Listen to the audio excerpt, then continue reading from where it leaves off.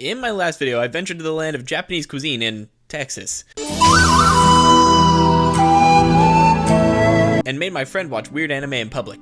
In today's video, I'll be discussing one of my favorite characters from one of my favorite shows, Monkey D. Luffy, with my friend Axelbeats. The comment of the week this week comes from Ren, for their comment that just basically said some really nice stuff. If you want a chance to be in the comment of the week next week, drop a comment that catches my eye below.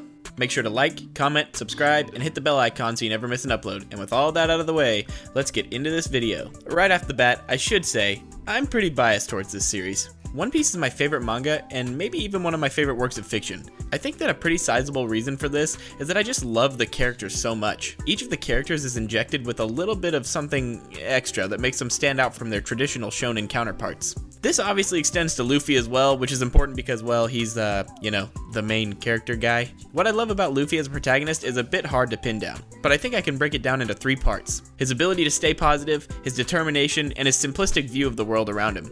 Note I said simple, not stupid. There is a huge difference, but we will be getting to that a bit later in the video. Shonen has long been labeled as nothing more than 2 big, strong, shirtless guys getting it on in a fight way, not like... Anyways, don't get me wrong.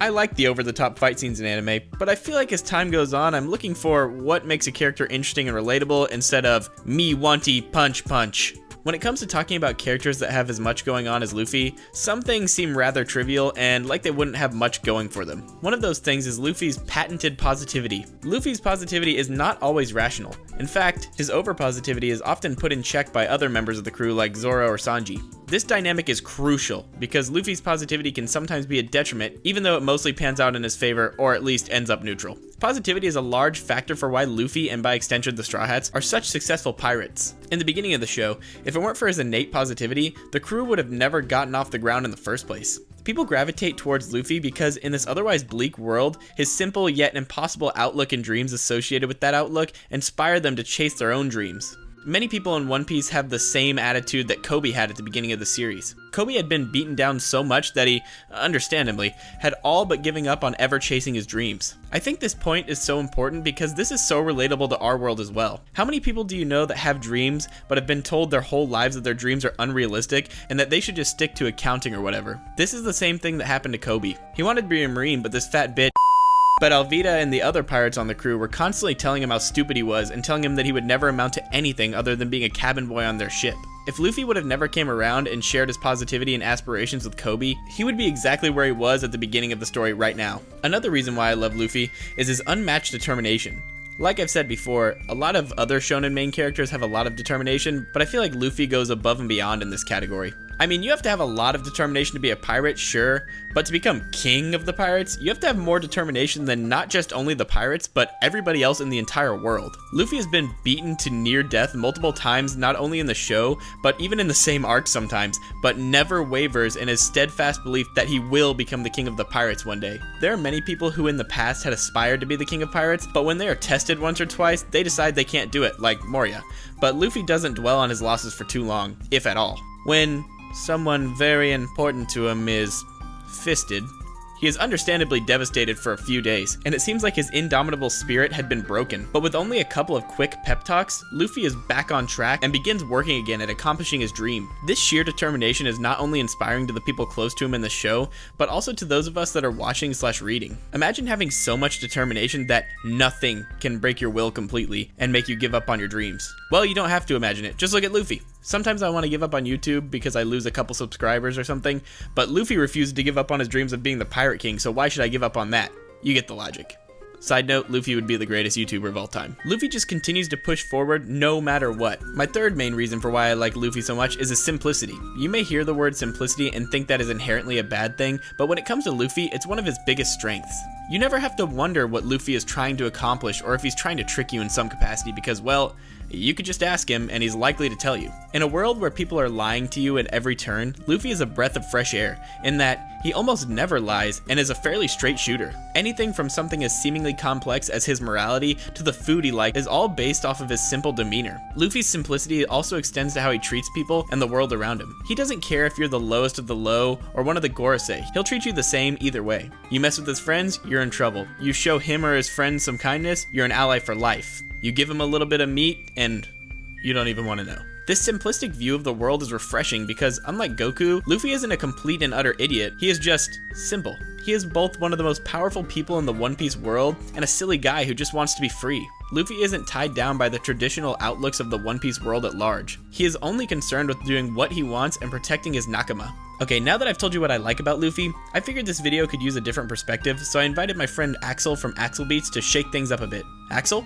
There is a whole lot to say about what makes Luffy a great character, but to me, what makes him the most special comes down to him being a great captain. More specifically is how he interacts with his crew. Something I've always loved was Luffy's absolute lack of care towards his crew's past. With the exception of Brook, Robin, and Sanji's second backstory, Luffy has never been present when a crew member's history was revealed, and Robin and Sanji's were kind of by force.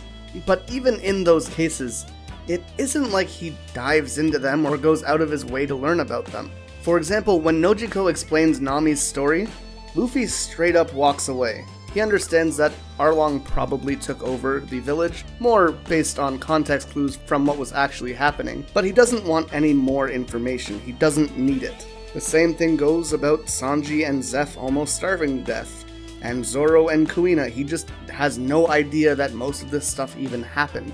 The only thing Luffy cares about is who his crew is now, and he genuinely could not care less where they came from. If they're a Straw Hat, they're family, and Luffy will do anything and everything in his power to protect his family. My favorite demonstration of this is when the crew makes it to Drum Island. Nami is hella sick because of a bug bite from Little Garden. She's literally on death's door. And when Luffy finds out that the only doctor who could save her is on top of the Drum Rockies, he doesn't hesitate and just says that he'll carry her up. Everyone is looking at him like he's insane, but Nami just looks up and says, "Take care of me, Captain," showing that she absolutely trusts him. Then Luffy and Sanji work their way to the Rockies, some shenanigans occurs, and as a result, Luffy has to carry both the sick Nami and the unconscious Sanji up the 5,000 meter, sheer-faced, vertical climb in the middle of a blizzard. Luffy is basically frozen alive. His hands and feet go from bright red to pale white, his fingers and toes burst open with blood as he slides down the mountain at one point, and he just keeps moving forward. Either way, Luffy gets to the top, and Kureha ends up coming out to get them. She sees the trio passed out, and as she comes to check them out, Luffy, who again is next to dead, reaches up, grabs her arm, and says, "You have to save my friends," before passing out. He is totally unconcerned for his own life. And we see that sort of thing time and time again throughout the series. Declaring war on the world government to save Robin, taking on Crocodile for Vivi, punching a celestial dragon who hurt Hachi, or taking on Big Mom to save Sanji. There are tons of examples. Luffy might not be the most reliable when it comes to brain power, but when it comes to protecting his friends and his crew, there isn't a single shonen protagonist who you would want on your side more. Okay, so this was supposed to be the part of the video where I went over things that I didn't like about Luffy, but I found it too hard to actually think of anything meaningful to say here, so instead, I'm just gonna read you what my friends on Twitter had to say. Follow me on Twitter at TylerDoe10. Okay, so my friend Gene had to say, like, no hole in chest like Ace. He stretch long. Cool hat. He hungry. No like. He no swim. Never trust man who no swim. Very insightful, Gene. Thank you so much. Okay, next I have my friend Mormon Woman Obama, who said, I'm only starting to watch One Piece, and I'll say one thing. He got the drip. He do got the drip, so I do have to say that is a fact, and I also totally agree with you. Next I have my friend Seth the Sin, who apparently took a college class on Luffy because he said, I like how he is literally the personification of freedom and dreams, and how well that complements the thematics of the series. Which I responded with this gif of SpongeBob driving a car and saying indubitably, because I thought that that was a really smart and impactful thing to say. Finally, my good friend who just hit 1,000 subscribers, congratulations by the way, Hiroto AXE, said, super funny, charismatic, and always stands up for what is right. Always defends the weak and helps others. What I don't like is that he doesn't simp for Vivi, Shirahoshi, Rebecca, and or Hancock.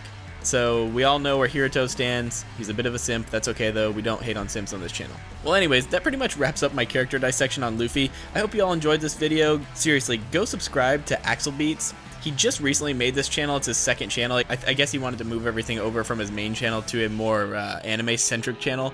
So go check out his channel. He's made some seriously good content. And I think he's already moved all of his anime videos over, or at least most of them. So there should be a good backlog for you to check out in the meantime while he's making new stuff too. So hope you all enjoyed this video on the Rubber Legend himself, and I will see you in the next video. Peace.